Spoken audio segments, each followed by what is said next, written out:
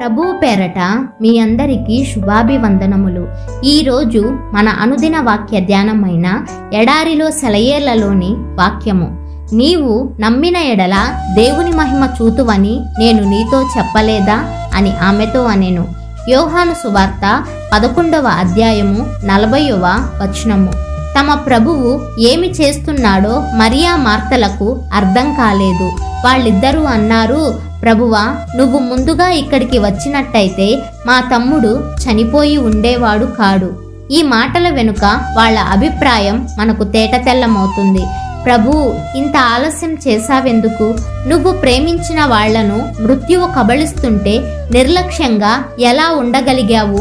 నువ్వు మాతో ఉన్నట్టయితే మేము సుఖంగా ఉండేవాళ్లం. కానీ నీవు ఇక్కడికి రావడం ఎందుకు ఆలస్యం చేసి ఈ విధంగా విచారం, నాశనం, మమ్మల్ని అల్లకల్లోలం చేయనిచ్చావు?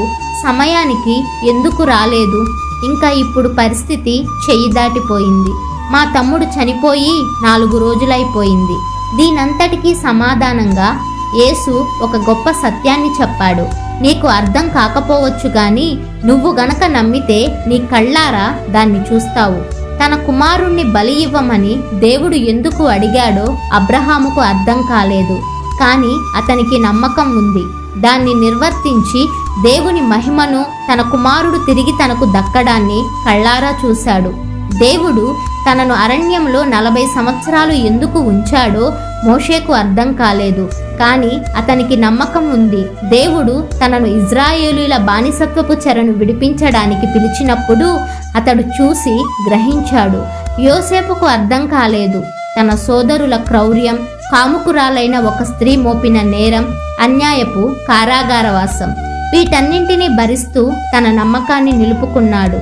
వీటన్నిటి ద్వారా సమకూడిన దైవ చిత్తాన్ని, మహిమను అతడు కనుగొన్నాడు.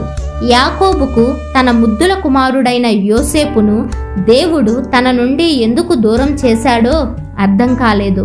కానీ ఆ కుమారుడే ఐగుప్తు సామ్రాజ్యానికి ప్రధానమంత్రి అయి కరువులో తనను, తన జాతిని ఆదుకున్నప్పుడు దేవుని మహిమను కళ్ళారా చూశాడు. నీ జీవితంలో కూడా ఒకవేళ ఇలాగే అర్థం కాక కొట్టుమిట్టాడుతున్నావేమో. నాకిష్టమైన వాటిని నా నుండి దేవుడు ఎందుకు దూరం చేశాడు?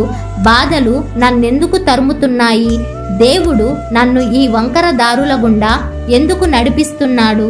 నా దృష్టికి మేలైనదిగా కనబడే నా పథకాలన్నీ విఫలమైపోవడం ఎందుకో అర్థం కావడం లేదు. నాకు అత్యవసరమైన ఆశీర్వాదాలు దయచేయడానికి దేవుడింత ఆలస్యం చేస్తున్నాడేమిటి అనుకుంటున్నావేమో. స్నేహితుడా, నీ జీవితంలో దేవుడు చేస్తున్న వాటినన్నింటినీ నువ్వు అర్థం చేసుకోవలసిన అవసరం లేదు. నువ్వు అర్థం చేసుకోవాలని దేవుడు అనుకోడు. నీ చిన్న కుమారుడు నువ్వు చేసే పనులన్నీ అర్థం చేసుకోగలుగుతున్నాడా? అందుకనే కేవలం నమ్మిక మాత్రం ఉంచు. ఒక రోజున నీకు అంతుబట్టని ఈ విషయాల్లో దేవుని మహిమను చూస్తావు. జీవిత ద్వారాలు తెరిచి, దైవ జ్ఞానాన్ని తరచి, సందేహాలు మరచి వెతికితే అవగతమవుతుంది. ఈ రోజు కాదు, తొట్రుపడకు హృదయమా. దైవ సంకల్పం అడవి పూల వలె వికసిస్తుంది. రేఖలను, బలిమిని విడదీయకు. విరిసిన రోజున చూడు వికసించిన అందాన్ని. ఓపికతో శ్రమపడితే చేరగలం గమ్యం.